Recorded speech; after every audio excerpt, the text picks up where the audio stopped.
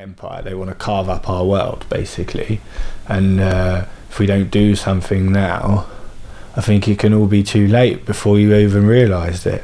And then we're going to not be complaining of cost of living crisis. We're going to be complaining of the living crisis when we're all going in the army to fight a land war in Europe.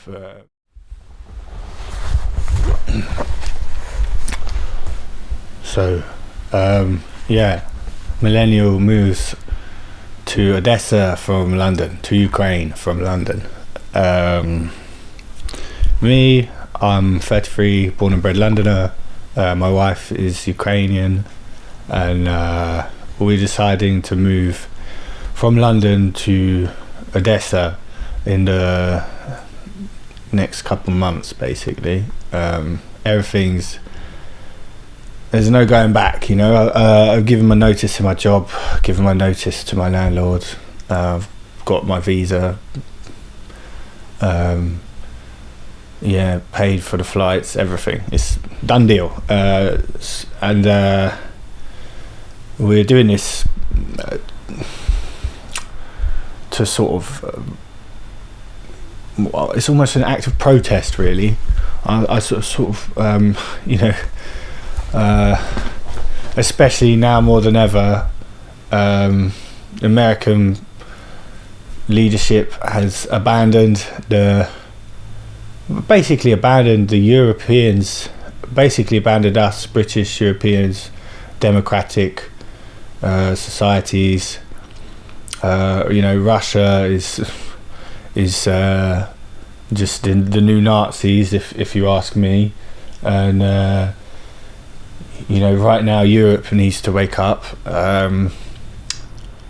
Europe needs to wake up and really start doing something quickly, because I think you know, now it really is a matter of security for the European continent and British as well.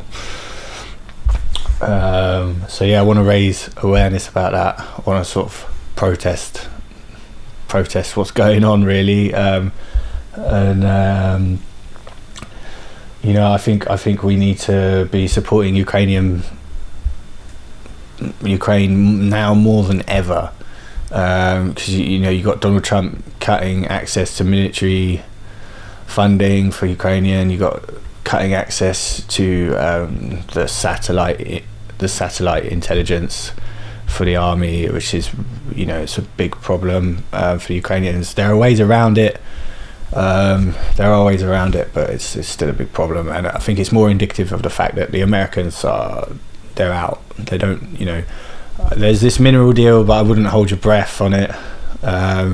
You know, the first draft of this mineral deal was basically just an attempt of Donald Trump to rob the Ukrainian people blind,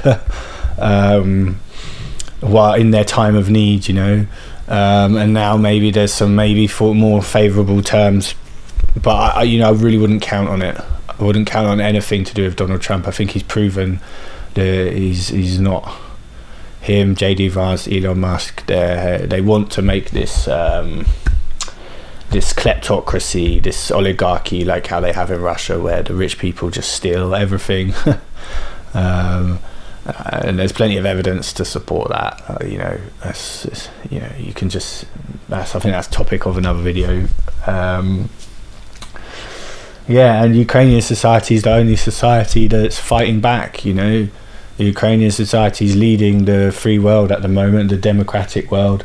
You know, my forefathers in this country and the forefathers in Europe, they fought for their freedom about 80 years ago now against Hitler.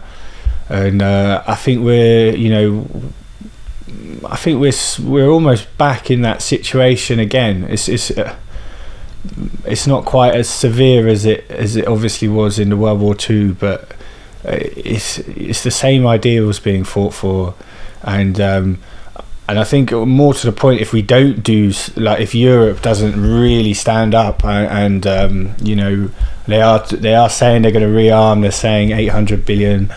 You know, we need to double the size of the armies and stuff in Europe, but you know, I think some of the plans was by 2030 and things like that. So again, it's this problem of Europe is very slow moving, and yeah, just need to. I want to put awareness on that. I need to campaign for that. I want to, so people, you know, are thinking about this, and yeah, you know, people sacrificed a lot for the freedom and democracy that we now enjoy and take for granted. And I think today in the British and European societies, we need to be prepared to sacrifice a bit more to protect that now, because Americans aren't going to protect it for us. And if Russia takes Ukraine, next they're coming for the rest of Eastern Europe, and then you're in an existential war, aren't you, with Russia at that point, because they're gonna, if you know, we've seen what they did in the Donbass, where they take the Donbass and then they conscript the Ukrainian people living in the Donbass to fight against their own people. And it will be the same thing if Russia takes half of Ukraine. You know, they'll turn the Ukrainian military might against Europe, and you know, it looks like Donald Trump doesn't really look like he's going to uphold the Article 5. So I think now more than ever it's time to make a bit of personal sacrifice, really support the Ukrainians more than ever, because Russia's not that strong at the moment. In some ways, we've seen the stories of them with their using donkeys for transport on the front lines, sending cripples back into the fight. Their economy, you know, they got 21% interest rate over there. The economy's not going so well. Gazprom making losses for the first time in 30 years.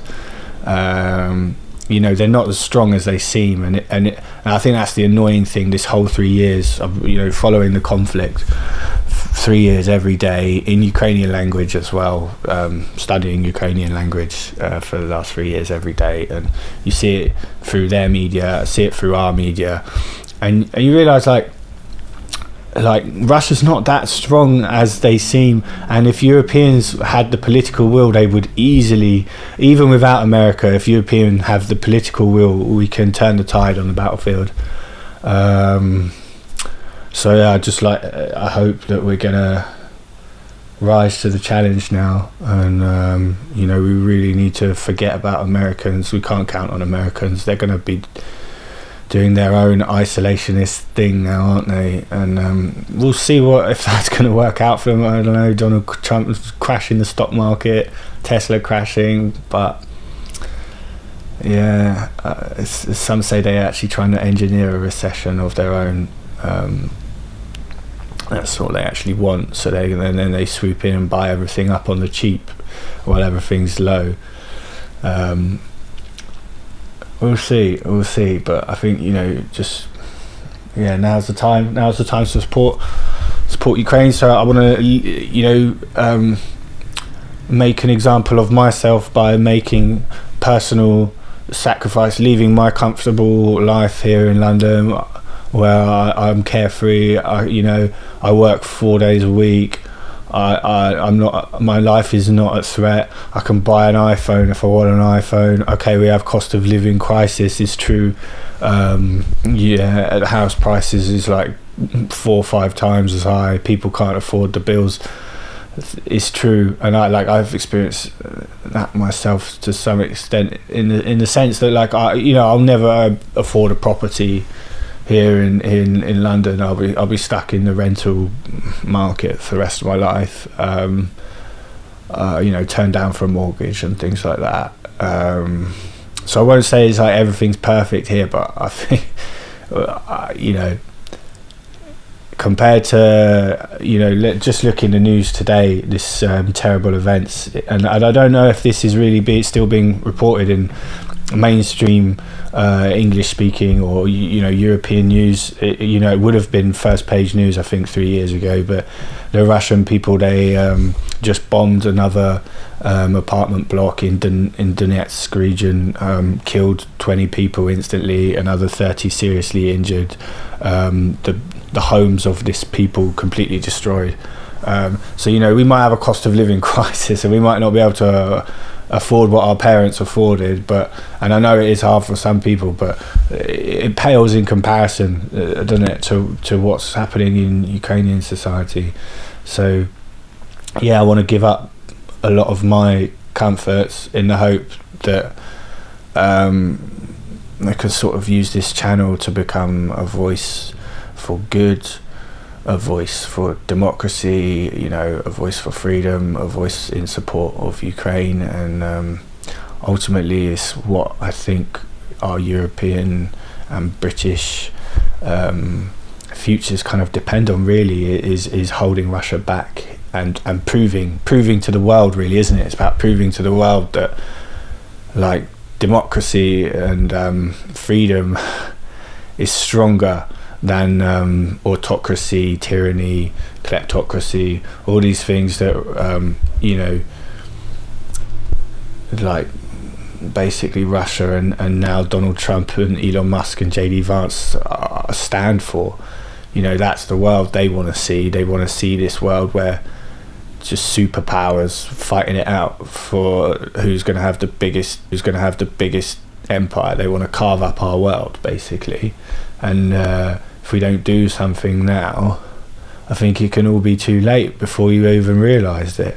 And then we're going to not be complaining of cost of living crisis. We're going to be complaining of the living crisis when we're all going in the army to fight a land war in Europe. And if you think it can't happen, the history shows that it happened many, many times.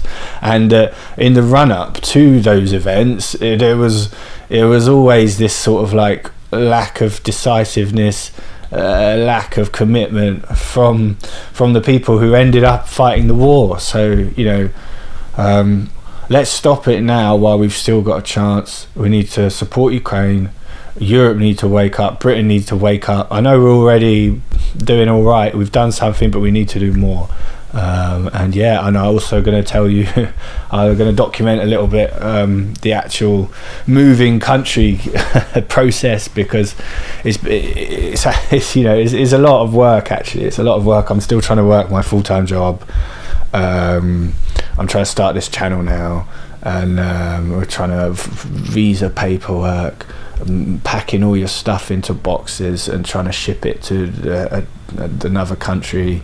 What's going to fit, what isn't, which one of my prized possessions can I take with me? Can I bring my drums? No, maybe not. Can I bring my you know, all of my bits and pieces that I love? Maybe not. You know, and I'm watching in the news at the moment, the region where we're moving to, Odessa, is under a lot of bombardment at the moment, particularly the energy system. So, you know, it's I'm scared. I'm quite scared, and I wake up in the morning, I'll read the news like I have done every day for the last 3 years, and I'm getting closer to actually living that story. I'm pretty frightened, but I you know, I want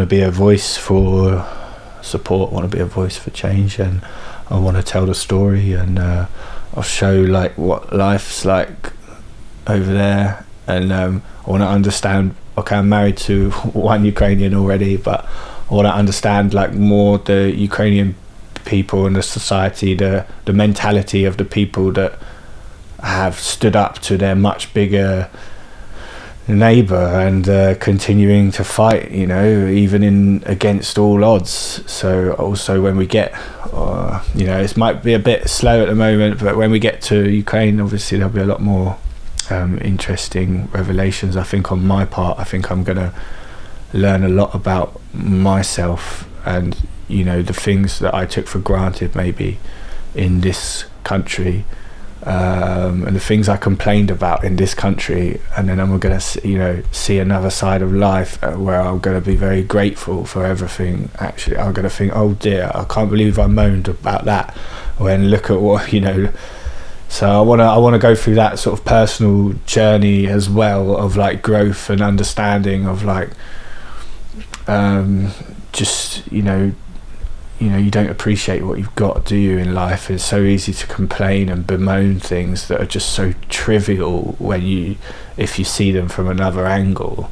So it's also, I think it's going to be a journey of personal growth as well for me. So I want to tie all these things in together, you know, the world and my own little world as well. So yeah, please, if you think that's a cause worth supporting, please like and subscribe on the video. I'm going to be trying to post as regularly as I can. I'll probably have a bit more of a chance. For now, I'm still working, so I've got to work for another month, and then when that's done, I'll be able to post things a bit more regularly. Yeah, and we'll look at some of the news updates as well, of course. I mostly read this website, Ukrainska Pravda, means Ukrainian truth. It's just a sort of fairly factual Ukrainian news source. It's you know, from reading it these last, because to study the language, you need to obviously study you know, Ukrainian book or Ukrainian newspaper or Ukrainian film or some Ukrainian YouTuber. There's a Ukrainian YouTuber, shout out to Sergei Stanenko. I've been watching his channel every day for pretty much the last 3 years. You know, I learned a lot through him. I want to do a separate video about him because he's got a really interesting story, and I don't think English speaking media knows who he is at all, but he's pretty big in Ukraine. He's got like 2 million subscribers, and he funds he does loads of like volunteering to fund the drones in Ukraine. And before that, before the war started, he was a political activist anyway, and they tried, you know, they had these like pro-Russian guys tried to kill him like 3 times basically. So yeah, I'll try and do a video explain about him a little bit, because I think he's quite an interesting character that no one in the Western audience really knows about. Yeah, and well, we'll just see what's happening with the world news every day. It's changing so quickly every day, isn't it? Especially Trump's statements are so erratic, you know. So yeah, more about that later, as you know, as things are evolving. Yeah. For now, I think I'll say goodbye, and I'll do another update tomorrow, I think. So yeah, Slava Ukraini. You know, see you guys tomorrow.